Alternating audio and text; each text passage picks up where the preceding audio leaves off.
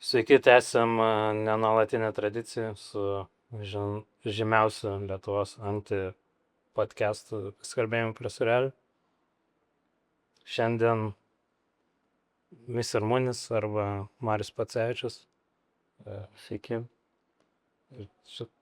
Šiandien dariau brūkšnelį, kad sutrumpint, nes būtų labai grioziškas sakinys. Šiandien pas mus atėjo Mr. Munis.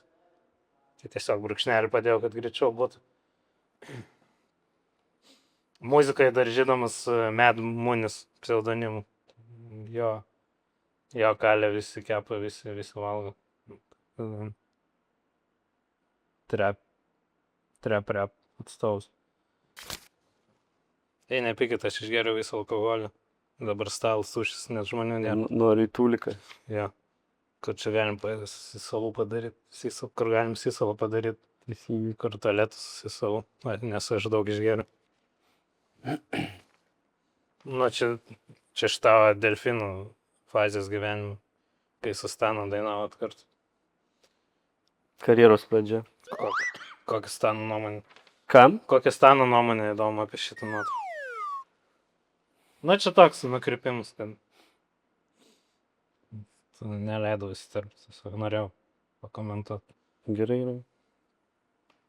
Buvo šiaip daug gerų atsiliepimų paliktų. Tai reiškia gerai renginis. Bet svetainiai ar tu žiūrėjau kitur?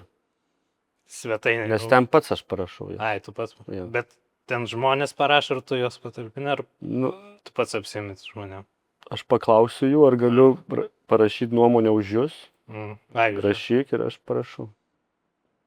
nes internete aš radau, nebuvo geriausia nuomonė. Mhm. Išsirašiau.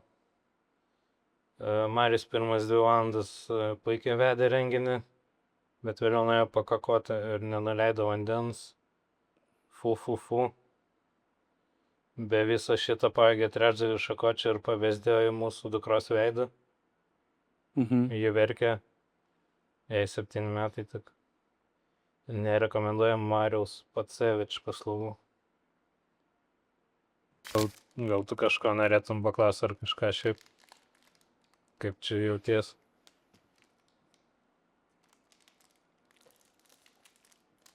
Ačiū, pas mumis lankėsi Mr. Munis, pasikalbėjome prie surelių.